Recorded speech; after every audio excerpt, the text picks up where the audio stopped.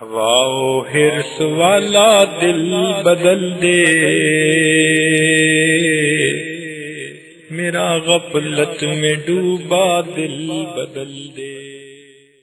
کہ اولاد کے معاملے میں ماں کا کردار کیا ہوتا ہے۔ اسی ضمن میں حضرت ارشاد فرماتے ہیں، اللہ پاک نے عورتوں کے اندر مختلف قسم کی صلاحیتیں رکھی ہیں، جن صلاحیتوں کو استعمال کر کے وہ بڑے بڑے کام کر جاتی ہیں اور کبھی کبھی مردوں پر بھی بھاری پڑ جاتی ہیں، دین سیکھنے سکھانے کے معاملے میں، دین کو پھیلانے کے معاملے میں وغیرہ۔ فرماتے ہیں کہ لیکن دیکھنے میں ایک بات یہ آئی ہے کہ بعض عورتوں کے ساتھ ان کی علمی روحانی ترقی میں ان کے مرد رکاوٹ بن جاتے ہیں۔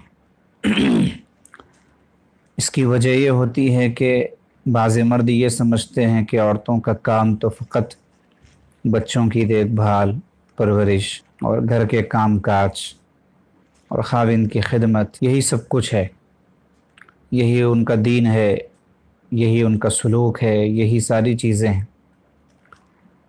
بے شک یہ سارے کام اپنی جگہ ان کی اہم ذمہ داریاں ہیں، اور خاوند کو راضی رکھنا، خوش رکھنا، یہ تو اتنی بڑی چیز ہے کہ فضیلت بھی سب کو پتہ ہے۔ جس عورت کا اس حال میں انتقال ہو کہ اس کا شوہر اس سے راضی ہو تو وہ جنت میں جائے گی۔ لیکن ایک غلط فہمی ذہنوں سے نکالنا ہے کہ ہم فضائل کے بندے بن کر نہ رہ جائیں کہ فلاں عمل کی یہ فضیلت ہے اس کو اختیار کر لیا، فلاں عمل کی یہ فضیلت ہے اس کو اختیار کر لیا۔ بھئی اس کے آگے بھی تو کچھ ہے، خدمت ہے، دین کی نشر و اشاعت ہے، دوسروں کو دین بتانا، سکھانا، سمجھانا ہے، بہت ساری چیزیں، ہمیں ان چیزوں کا خیال نہیں ہوتا۔ تو وہی فرماتے ہیں کہ مردوں کو یہ سمجھ نہیں ہوتی کہ عورتوں کو بھی دین کا کام کرنا ہے، پڑھنا پڑھانا ہے۔ شاید اسی وجہ سے رابعہ بصریہ رحمۃ اللہ علیہا نے ایک شخص کو، جس نے ان سے یہ پوچھا تھا کہ آپ نے نکاح کیوں نہیں کیا، نکاح تو سنت ہے، آپ اتنی بڑی ولیہ رہ کر ایک سنت سے محروم کیسے رہ گئی؟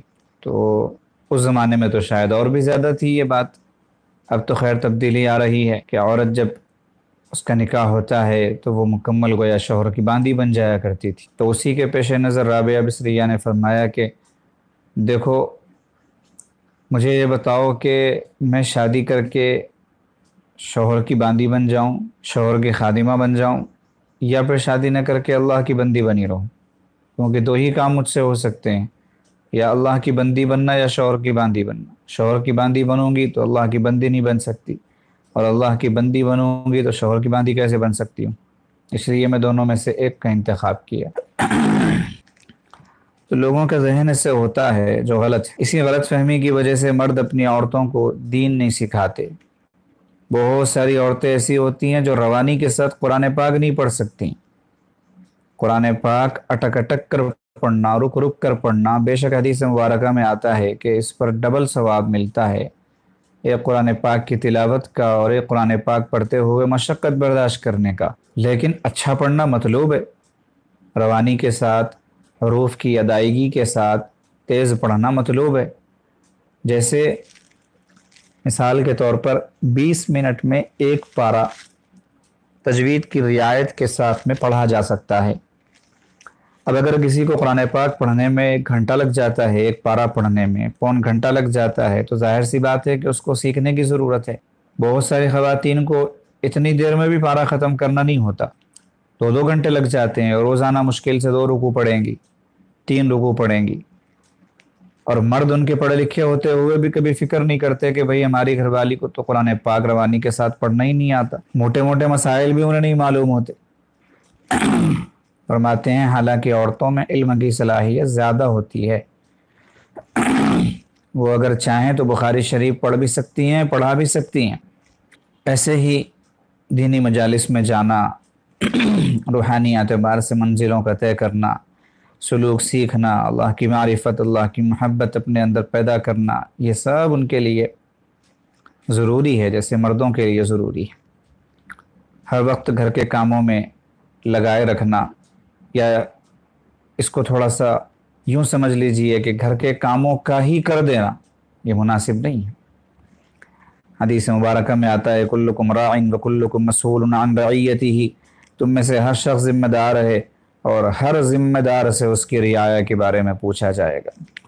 تو بیوی کے تعلق سے شوہر سے پوچھا جائے گا، بچوں کے تعلق سے دونوں سے پوچھا جائے گا۔ کل اگر اللہ پاک پوچھ لیں کہ تمہاری جو بیوی تھی، تمہاری جو گھر والی تھی، اس کو یہ تک نہیں پتا تھا کہ نماز میں واجبات کتنے ہوتے ہیں، کیا کیا تم نے اس کے ساتھ میں، سکھانا نہیں پتا تھا تمہیں، تو کیا جواب دیں گے؟ فرائض و واجبات کا انہیں علم نہیں ہوتا ہے۔ اس لیے ضروری ہے کہ خواتین دین کی تعلیم کی طرف مائل ہوں، پڑھنے لکھنے کی طرف راغب ہوں۔ ان کے لیے سہولت بھی ہو چکی ہے، آن لائن تعلیم کا سلسلہ ہمارے ہاں چلتا ہے، اس کی تفصیلات ذمہ داروں سے پتہ کی جا سکتی ہیں۔ ہر علاقے کے جو ذمہ دار لوگ ہیں، سالکین حضرات اچھی طرح واقف ہیں ان سے۔ مولانا نسیم صاحب ہیں اورنگ آباد میں، مفتی عمران صاحب ہیں کورٹلہ، ان سے پوچھ سکتے ہیں۔ یہ ضمناً ہم نے عرض کر دیا جب دین کی تعلیم کا تذکرہ آیا ہے۔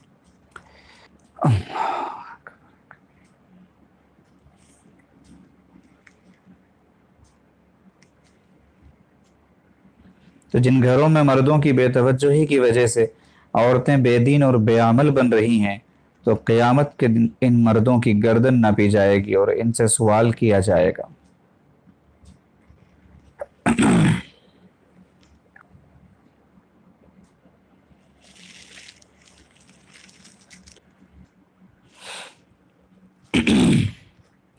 اگر ہم چاہتے ہیں کہ ہماری اولادیں نیک ہوں، با کردار ہوں، تو ضرورت اس بات کی ہے کہ عورتوں کو دین کی تعلیم دلائی جائے، ان کو دین کی طرف متوجہ کیا جائے۔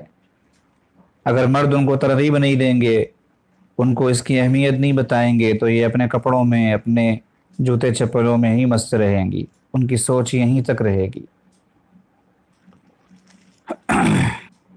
مردوں کو چاہیے کہ ان سے کہیں کہ آپ ظاہری طور پر بننے سنورنے اور اچھے لگنے کی بجائے دین کے معاملے میں اپنے آپ کو آگے بڑھائیں۔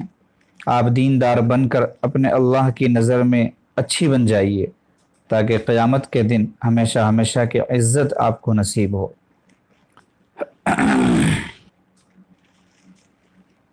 حضرت فرماتے ہیں کہ جب عورتیں دین کی طرف آئیں، بیت و سلوک کے راستے سے دین میں قدم رکھا اور پھر ان کے اندر دینی تعلیم کا شوق پیدا ہوا، تو حضرت فرماتے ہیں کہ ایسی ایسی مثالیں ہمارے سامنے موجود ہیں کہ بڑی عمر کی عورتیں ہیں اور بچوں والی عورتیں ہیں، ان کے خاوند خود ان کے ذوق و شوق کو دیکھ کر حیران ہوئے، اور انہوں نے آ کے حضرت سے بتایا کہ حضرت چونکہ امتحان تھا نحو کی کتاب کا، صرف کی کتاب کا، میں نے اپنی بیوی کو خود دیکھا کہ وہ ایک ہاتھ سے کھانا بنا رہی تھی اور دوسرے ہاتھ میں اس کے کتاب تھی، اور وہ گردانے یاد کر رہی تھی، تعلیلات یاد کر رہی تھی۔ یہ کوئی مذاق دل لگی نہیں ہے، یہ حقیقی واقعات۔ اور یہ کہاں کے واقعات ہیں؟ مکہ مکرمہ کے یا مشرقی گھرانوں کے؟ نہیں، امریکہ کے، لندن کے، وہاں کے واقعات ہیں یہ۔ تو وہ سارے کام بھی کرتی ہیں اور پڑھنا پڑھانا بھی کرتی ہیں۔ آگے عورتوں سے بھی حضرت فرما رہے ہیں کہ عورتوں کو بھی چاہیے کہ وہ خود بھی کوشش کریں، جب وہ مردوں سے دنیا کی باتیں منوا سکتی ہیں کہ فلاں چیز چاہیے، فلاں چیز چاہیے، فلاں کام کیجئے، فلاں کام کیجئے، تو دین کی باتیں کیوں نہیں منوا سکتی کہ ہمیں پڑھنا ہے، ہمیں یہ کرنا ہے، ہمیں وہ کرنا ہے؟ اپنے ہی دل میں نہیں ہوتا ہے ذوق و شوق، تو مردوں کو بھی مائل نہیں کرتی۔ تو مردوں کو بھی چاہیے کہ اپنی ذمہ داریاں پوری کریں، عورتوں کو بھی چاہیے کہ